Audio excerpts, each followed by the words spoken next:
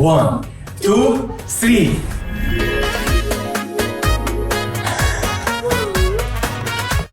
وازيكم يا جماعه، عاملين ايه؟ النهارده عامل لكم مفاجاه جامده جدا جدا جدا جدا. هتشوفوا يا جماعه حاجه النهارده جميله قوي قوي قوي قوي قوي قوي. وعارفين الحته بتاعت محمد هنيدي وهو بيقول انا طلعت في التلفزيون. انت شفتني كنت هايل. بس تعالوا الاول نوريكم شويه كواليس كده، يعني هتعجبكم. ايه رايكم؟ يلا بينا. يلا بينا. حط ايدك على الكاميرا، حط ايدك على الكاميرا.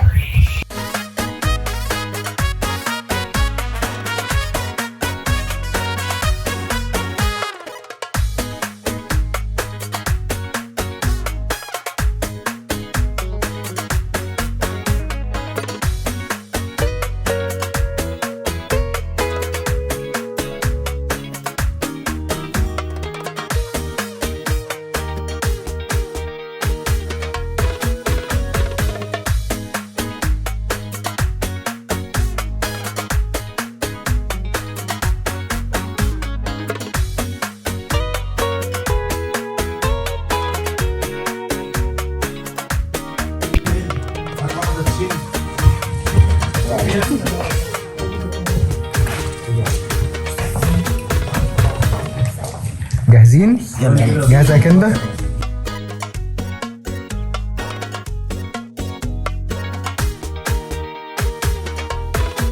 العيلة شيء مهم جدا في حياتنا كلنا. المشاعر والحب بين أفراد العيلة مش محتاج واسطة ولا تمثيل عشان يوصل لقلوب كل الناس. ده اللي عمله ضيف حلقتنا النهاردة، من خلال مشاهد تمثيلية قصيرة قدر يدخل قلوب كل الناس. برحب بيكم الأول في برنامجنا ما بين السطور، أدهم صبري وكندا وزين. أهلا بحضرتك. منورنا في البرنامج. نورك، ربنا يخليك.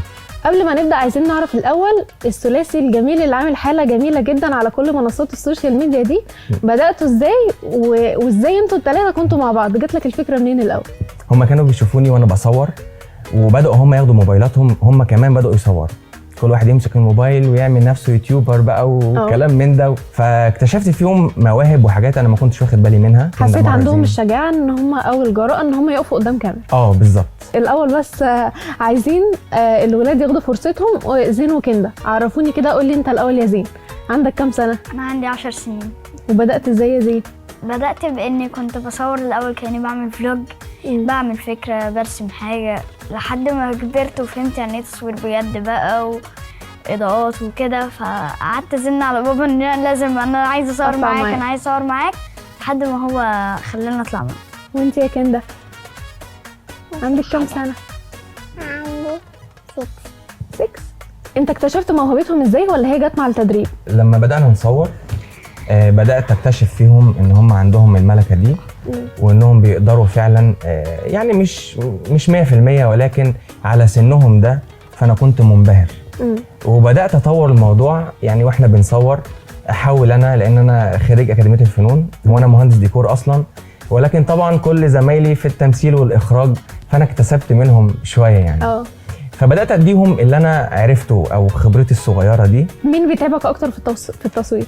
لا، هم مش بيتعبوني. طيب هل زين وكندا عندهم مواهب تانية غير التمثيل؟ قول يا كندا، عندك مواهب قول يا كندا. الرسم. ايه كمان؟ والسباحة.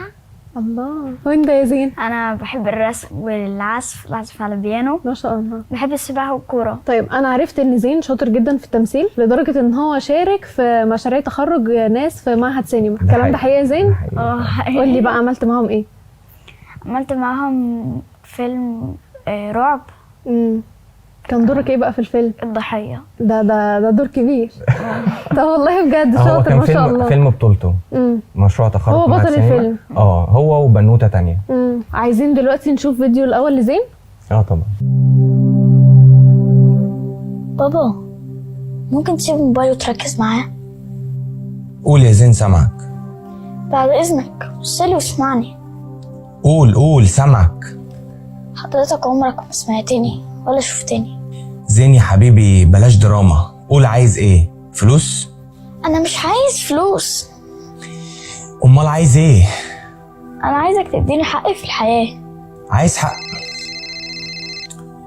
الو، ايه يا ابني، وصلتوا؟ طب خلاص هنزل لكم. لا ثواني واكون عندكم. يلا سلام. كنت بتقولي عايز يزن ولا اقول لك لما ارجع؟ مش هتاخر.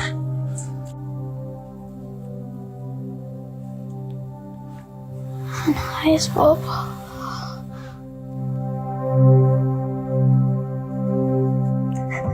اطفال كتير بتحس بالفجوه دي بينها وبين اهلها.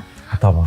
ايه تعليقك على الموضوع ده؟ اوقات الاهل بسبب الظروف الحياتيه او الشغل او اي ظروف يعني عامه، اوقات ممكن ينسوا اولادهم او ما يركزوش معاهم بالفتره الكافيه اللي هم محتاجينها.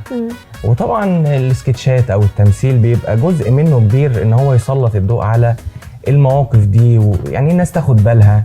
الغيره بين الاخوات ممكن تعمل مشاكل كبيره قوي. عايزين نتكلم على الموضوع ده بس بعد ما نشوف الفيديو بتاع كندا الاول. يلا بينا.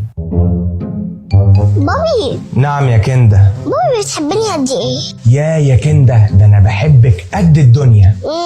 وزين ماله؟ بتحبه قد ايه؟ بحبه برضو قد الدنيا. والله فعلا؟ ايوه يا حبيبتي، انتوا الاتنين ولادي، هو ابني وانت بنتي، بحبكم انتوا الاتنين. كندا بتحبي زين ولا زي الفيديو كده؟ لا اتكلمي. لا واضح ان الفيديو حقيقي بقى. ده واضح ان الفيديو حقيقي. زين انت بتحب اختك قد ايه؟ طبعا قد الدنيا طبعا. بتعرفها ده دايما محسسها ان انت معاها وجنبها وبتساعدها، ده شيء مهم قوي عند البنات. يعني ايه اللي ممكن يسبب غيره بين الطرفين؟ الاهل لو ما قدروش انهم يسيطروا على الموضوع ده بوسيله او باخرى، انهم يعلموهم، يقولوا لهم الصح من الغلط، ده ينفع ده ما ينفعش، ده يتقال ده ما يتقالش. لو الموضوع اتساب الدنيا هتبوظ. اخر حاجه انتوا عملتوها كانت مكسره الدنيا كلها، هي اغنيه هات هات. اغنيه كانت حلوه جدا، تخطت 1.5 مليون مشاهده في ايام قليله. الحمد لله. الاول احكي لنا عن كواليس الاغنيه دي. كواليس الاغنيه جت في دماغي مره واحده ان ليه ما نعملش اغنيه انا وزين وكندا خاصه بينا. هي فيها كلماتنا كلها اللي احنا اتعرفنا بيها للجمهور. لا وبتعبر بقى عن حاله كل اب. طبعا طبعا. الطلبات ما بتخلصش طبيعي من كل طفل وطفله يعني. طب واكتشفت امتى ان صوتهم حلو يقدروا يغنوا معاك؟ في البيت بقى، يعني مش قادر اقول لك بقى 24 ساعه. بيغنوا مع بعض. 24 ساعه. احنا ما نقدرش نفوت فرصه وجودكم النهارده غير لما نسمع الاغنيه.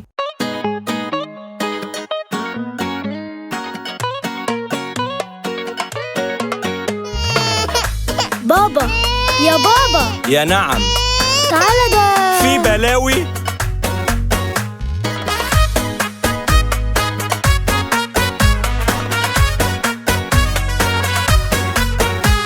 قلت لك كم مرة أنا عايزة خاتم أميرات. ما تعبت خلاص منكم من كتر الهات هات هات هات هات. ده لسه كمان فستان، شنطة وجزمة وحلقان. واوعى يا بابا تنسى تاج الأميرات.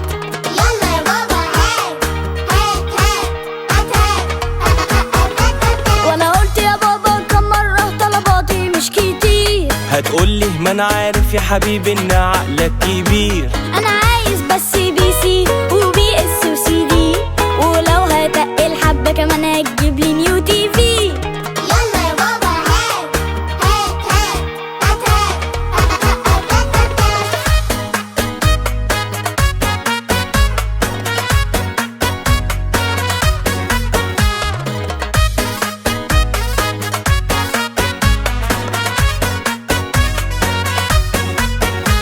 انا بالنسبه لي شاغل بالي هنجيب ده كله منين.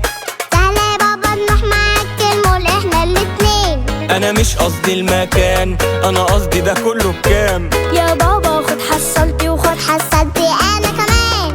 يلا يا بابا هات هات هات هات. انا عايزه دي وده وده ودي وده كمان.